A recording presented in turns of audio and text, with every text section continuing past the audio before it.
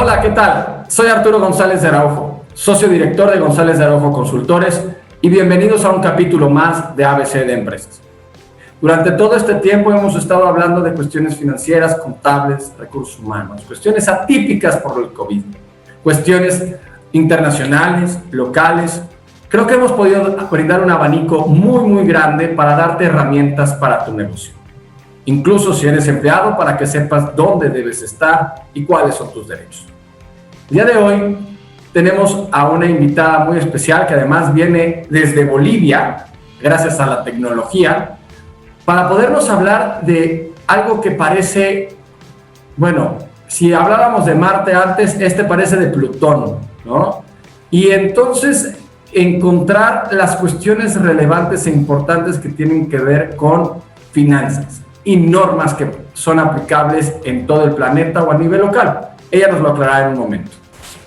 Ella, Ana María García Milhomen, espero haberlo pronunciado medianamente bien, es egresada de la Universidad Pública de la Ciudad de Santa Cruz en Bolivia, que es la Universidad Autónoma Gabriel René Moreno, y empieza como asistente de cátedra realizando prácticas en consultoras trabajando como auxiliar contable.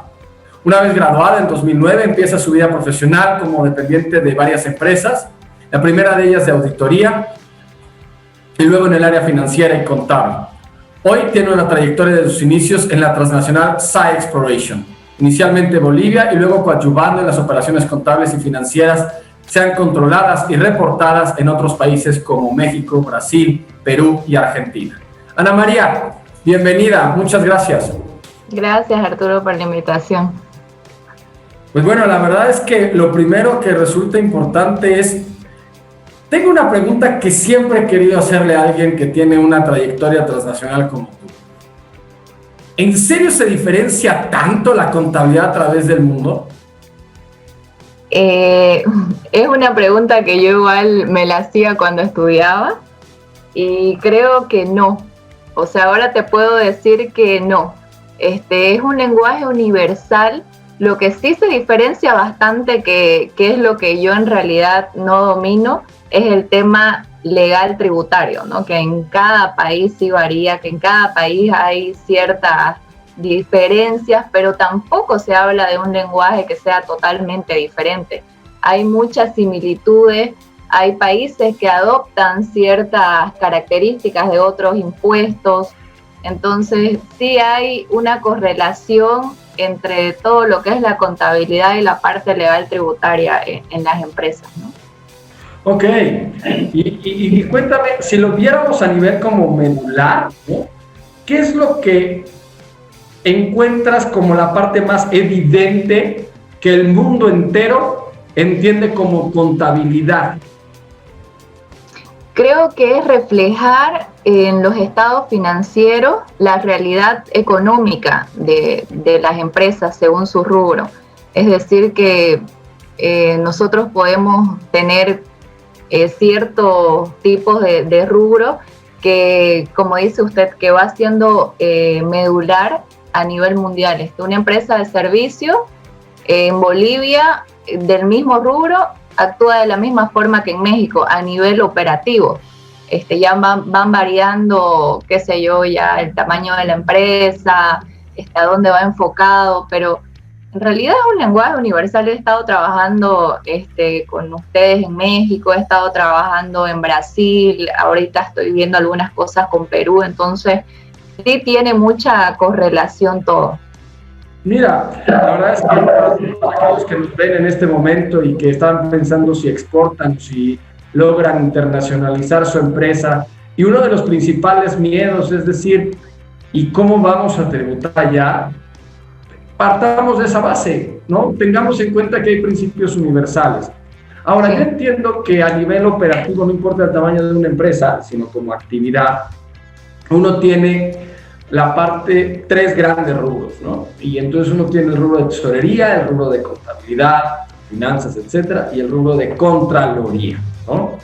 Okay. Y si aterrizo un poco en la parte de contraloría, ¿qué actividades hacen? ¿De qué va la contraloría?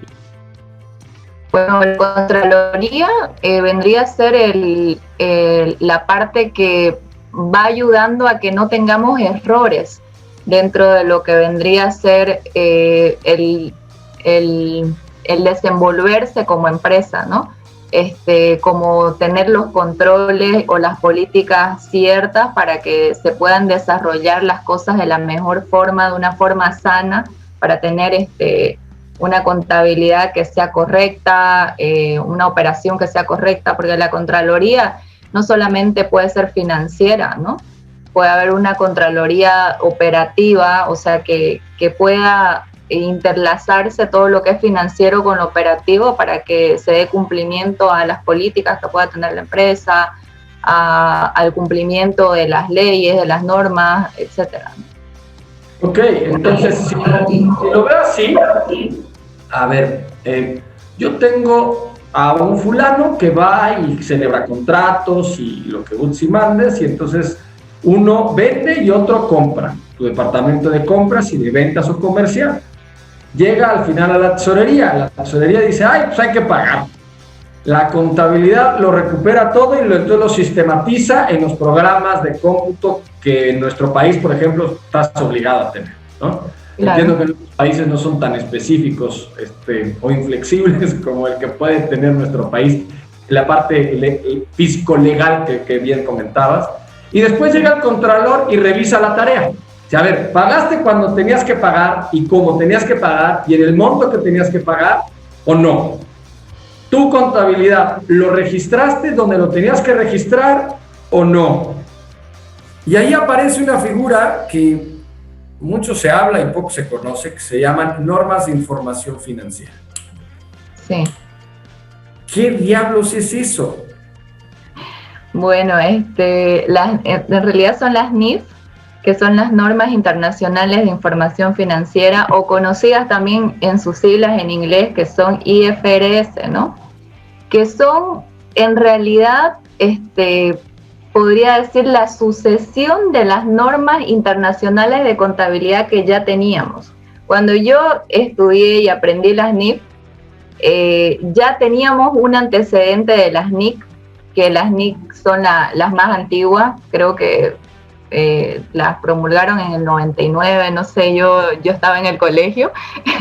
Entonces, luego cuando fui estudiando lo que son las NIF, estas vienen a ser, como te digo, la sucesión. ¿Por qué? Porque se ha visto que por el tema de globalización se tiene que hablar un solo lenguaje para poder tener estados financieros que puedan ser comparables a nivel mundial, ¿no? Entonces, estas NIF son normas, como dice su nombre, de interpretación financiera, que me ayudan a tener una contabilidad más clara, una contabilidad comparable, una contabilidad que sea fiable, o una información financiera fiable si es que voy a requerir inversionistas, que pueda ser de lenguaje universal, sobre todo. Esa es la idea de las NIF, poder llegar a tener... Todo, lo estamos analizando hasta cómo tenemos que leerlo. Correcto. ¿No? Y en ese sentido, en México, por ejemplo, estamos obligados, ¿no?, a cumplir con las normas. Y en ese sentido, pareciera que estas normas, como son globales, solo le aplican a la empresa gigante, ¿no?, a la transnacional, por ejemplo, que representas tú, o por ejemplo en México, Grupo Modelo, ¿no?, que vende cervezas en 100 países o no sé cuántos países. Claro. Sin embargo, al ser una persona microempresaria, pequeña empresaria o mediano empresario incluso, ¿qué debe tomar en cuenta? O sea, imagínate un dueño, ¿qué debe poner atención sobre estas normas? Te comento un poquito, Arturo, en relación a ese tema. La IASB, que es la entidad que se encarga de emitir estas normas, también tomó en cuenta este tema, ¿no?, que al querer globalizar, tal vez estas normas solo se aplicarían a empresas, como comentas, de que son muy grandes, ¿no? O sea, para la adopción misma. ¿Por qué? Porque no hay un departamento de Contraloría, no hay un departamento que pueda implementar estas normas. Entonces, también se ha segmentado el tema de las NIF para las pymes. Ya hay una ya hay una emisión de normas que son las NIF para pymes, que están como simplificadas. Es decir, que no le dan mucha vuelta al asunto para que las empresas puedan aplicarla. Entonces ya se tiene esto promulgado por parte de las IASB, que es el comité que emite estas normas. Y bueno, lo que me pregunto, Ana María, ¿este comité de dónde sale esta autoridad? ¿La hizo un país? ¿La hizo la ONU? ¿De qué van ellos? Sí, la IASB es el International Accounting Standard Board, que nació en Inglaterra. Y bueno, ahí hace bastantes años, creo que por los años 40, no recuerdo bien, pero hace muchísimos años, y con la ayuda de otros países interesados en poder tener un lenguaje universal en cuestión financiera. Entonces, es la entidad acreditada para poder hacer las modificaciones, para poder emitir nuevas NIF, porque la tendencia ahora es de que se vayan reemplazando todo lo que eran las NICs, como te comenté, que eran las antiguas, que son las normas internacionales de contabilidad, por las NIF. Que las NIF en realidad son como que más completas, te dan en un marco conceptual mucho más argumento de cómo poder registrar una transacción, cómo poder exponerla, cómo poder... te dan conceptos claves, te dan opciones de cómo poder hacer una medición en un ingreso, en un costo, inclusive en ciertas operaciones específicas. Ok, pero entonces imagínate que yo soy el dueño de un micronegocio y yo lo que necesito, pues está increíble que a nivel global, lo primero que es importante decir es que esto no es un tema de política local ni de las elecciones de 2021 que tendremos en México. Esto es un tema mundial y que esta regla no es porque se le ocurra de la cabeza a un secretario, subsecretario o jefe del SAT. Esto existe a nivel global y nosotros como parte de esa globalización la tenemos que aplicar. Punto. Es correcto. Ahora, ¿en qué me beneficia a mí como empresario el que exista esto en mi vida diaria? Es decir, ¿qué certeza me puede dar? Porque hay muchas reglas locales y tal, entonces yo voy y de repente te dice el contador, córrele, ponte a gastar porque tu coeficiente está altísimo. El próximo año vas a pagar un montón de impuestos. Y la primera pregunta que le viene a la cabeza al director general es, pues me voy de vacaciones, me compro un reloj. ¿En qué gasto para que yo le cumpla el capricho, ¿no?, al contador? ¿Cómo hago inversiones reales que ayuden al negocio que tengo, ¿no?, sin que tenga que darme, que es importante aclarar, el vivir financiera y contablemente sano no significa evadir al fisco, significa ser financieramente eficiente, ¿no? Y en ese sentido, las normas estas internacionales, ¿en qué le pueden beneficiar a un director general, al dueño de la empresa o al propio contador para que le explique al dueño qué debe comprar, qué debe gastar, cómo se amortiza? ¿Qué tienen estas normas? Buena pregunta. La verdad que estas normas hacen que tengamos una contabilidad o unas finanzas de calidad, de que yo pueda tener información mucho más clara, mucho más precisa. Y no solamente te hablan estas normas de contabilidad mismo, ya estas normas hablan de un tema de flujo, de efectivo, te hablan de un tema de inversión, cómo vas a poder registrar si obtenés un capital de un inversionista. Entonces, la verdad que ya estas normas ayudan a que nosotros podamos leer los estados financieros de una forma más precisa y detallada. Entonces, un microempresario tal vez va a ver que el beneficio no es mucho si es que no tiene mucha operación, pero la idea obviamente es crecer como todos, ¿no? Y si se va aplicando por lo menos las NIF de pymes de una empresa que todavía no es una empresa que tiene una estructura muy grande, a medida que vaya creciendo va a poder tener esa información para la toma de decisiones más claras, o si no, para poder captar inversionistas. Creo que es una buena moneda de cambio para poder, como se dice en el argot, sacar la charola y poder levantarlo. En un momento tan complicado como una crisis en la que estamos padeciendo, ¿cuál podría ser, qué debe tomar en cuenta el empresariado que nos ve el día de hoy para el 2021? ¿Cuáles serían los rubros en los cuales, de acuerdo a las NIF, deben poner atención? O sea, ¿cuáles de todos esos estados financieros, cuál de todas esas normas, cuál de todos esos criterios internacionales para poder tomar decisiones? Porque si no te avientan un papel de trabajo, que le llaman, para todos los que somos mortales se llama Excel, ese papel de trabajo gigante, ¿no? O ese Excel gigante con todo lo que tiene que ver, porque aunque ustedes puedan decir es que yo tengo una papelería, ustedes métanse al Excel del contador y se van a dar cuenta que tiene 400 columnas con filas y le ponen y le quitan. Entonces, ¿en qué me tengo que fijar para que ese director pueda tomar una decisión certera, eficaz y eficiente para su negocio? Bueno, las normas tienen varios rubros, ¿no? Como comentas, pero sobre todo creo que es importante el tema de la evaluación de todo lo que es cómo medir tus costos, cómo medir tus ingresos en base a tu realidad económica. Entonces, tomando ese criterio, poder de cierta forma adecuar y en qué me puede beneficiar eso.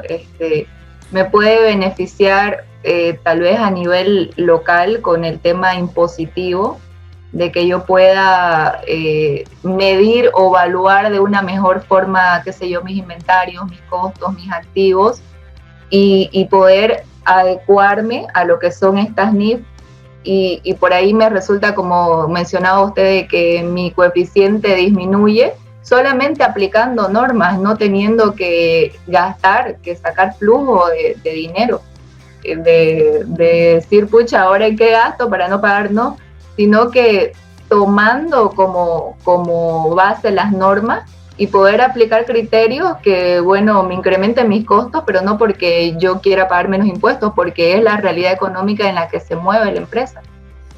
Acabas de decir algo fundamental, porque también tuvimos una entrevista que tiene que hablar, o sea, nos habla sobre precios de transferencia, partes relacionadas y tal. Y entonces vuelve, o sea, ¿cómo acaba siendo tan concomitante, tan cerrado y tan, me gustaría ponerlo como hilado una cosa con la otra? Y entonces resulta que no es que tenga que salir corriendo a ver qué compro, sino que si yo tengo unos precios puestos con mis normas de información financiera bien armadas, bien documentadas, al final me cumple con los precios de transferencia y al final me cumple con la contabilidad, que me cumple con mis obligaciones fiscales.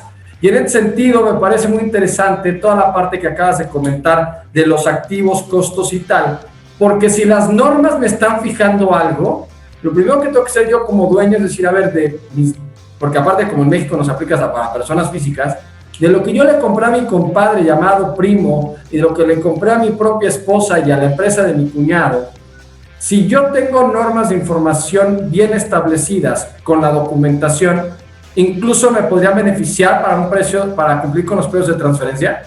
Sí, claro que sí, podría beneficiarse. Es más, como los precios de transferencia justamente hablan un lenguaje internacional, están directamente relacionados, porque a nivel mundial, ¿qué es lo que se trata de hacer, ¿no? Cuando hay relacionadas, que justamente los precios de transferencia están dados con las empresas relacionadas, se trata de ver la mejor opción para el grupo financiero, ¿no es cierto? Pero no se puede tomar la mejor opción sin tener claro el tema de las normas, dónde voy a afectar, en qué rubro voy a afectar, en qué país. O sea, todo está entrelazado. Realmente. Por supuesto, en ese sentido, y me parece muy importante cerrar como colación toda esta parte que resulta o parece por demás técnica, es que en México todos los que somos partes relacionadas en diferentes grupos de manera directa o indirecta, no es esa empresa gigante que hemos traído asesores y expertos globales. Eso es una cosa, pero tenemos que tener en cuenta que aterrizado en nuestro microcosmos, nuestro negocio diario, nuestra empresa, aunque sea nacional o incluso regional o municipal, la papelera de la esquina, tenemos que tener estos requerimientos debidamente cumplidos, puesto que de lo contrario, véanlo de esta forma, para algunos serán 1,000 millones y para otros serán 10,000 pesos. Y es muy posible que los 1,000 millones sea más fácil para pagarlos a esa empresa gigante que los 10,000 para los que son chiquitos. Creo que en ese sentido, el ser preventivo para poder sacar los porcentajes de costos, responsabilidades que le llaman en inglés liabilities, es fundamental cumplir con estas normas porque lo que te da es la posibilidad de ver y tomar decisiones antes de que tengas un problema financiero, es decir, no tengas ni capacidad de operación, tengas que cerrar tu negocio, o bien cuando llega el SAT o llega cualquier otra autoridad, no tengas ni siquiera visualizado cuál es tu posible contingencia. Eso es vivir a ciegas. Y en un río que le llaman en México rápidos, que son estos ríos donde tienes que bajar con las lanchas y tal, eso es un COVID, eso es un momento de crisis. Tienes que ir con los ojos más abiertos que nunca para poder tomar las mejores decisiones. Si subes el remo, seguramente vas a acabar en una piedra. Finalmente, tengo que pedirte el consejo, porque si bien tú estás muy globalizada en una empresa transnacional, ¿cuáles son las preguntas que debe contestar un empresario mexicano para salir adelante el próximo 2021? Las preguntas, uy. Todo tuyo, totalmente personal, pero lo has visto en tu experiencia. Creo que va a ser complicado para todos, ya está siendo complicado para todos. Creo que va a tener que enfocarse mucho en un tema de reducción de costos, en un tema de, no decir una política de austeridad, pero tal vez ir realizando las operaciones de forma eficiente para poder llegar a cumplir tal vez los objetivos que tenían planteados, ¿no?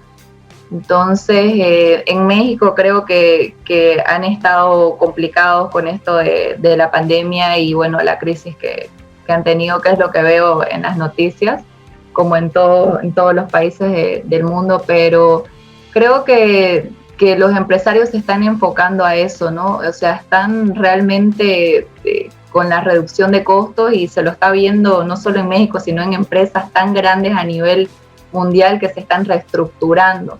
Entonces creo que esa sería la pregunta del empresario, decir, ¿cómo puedo reestructurarme de tal manera que pueda seguir operando, que pueda seguir generando empleo, pero que también no tenga yo que poner todo el hombro y tenga que yo ser el perjudicado? Creo sobrevivir prácticamente. Así estamos la mayoría de las empresas y la mayoría de las personas que se han visto afectadas. Claro que sí, pues Ana María, muchísimas gracias. La verdad es que seguro a más de uno por lo menos queda esa espinita que tienen que platicar con sus financieros, con sus contadores, con sus asesores de alguna manera, su administrador, o por lo menos meterse a internet. Empezar a buscar información siempre es importante para una buena toma de decisiones. De verdad te agradecemos muchísimo por toda esta entrevista, y si te quisieran buscar, ¿tienes alguna red social donde te puedan encontrar y tal? Sí, estoy en LinkedIn, ahí tengo mi perfil con mi nombre, y bueno, esa es la red social de trabajo que utilizo, ¿no? Claro, perfecto, pues muchísimas gracias. Entonces te pueden buscar como Ana María, tu apellido. Milhomen. ¿Ven cómo lo pronuncio muy mal? Por eso es que mejor está bien, puede pronunciarlo así. Muy bien. Pues muchas gracias. Gracias por tu participación y por toda esta asesoría. Gracias. Muchas gracias a todos ustedes por acompañarnos un día más en ABC de Empresas. Gracias a todos los que hicieron posible un capítulo más. Soy Arturo González de Araujo, socio director de González de Araujo Consultores, y hasta la próxima.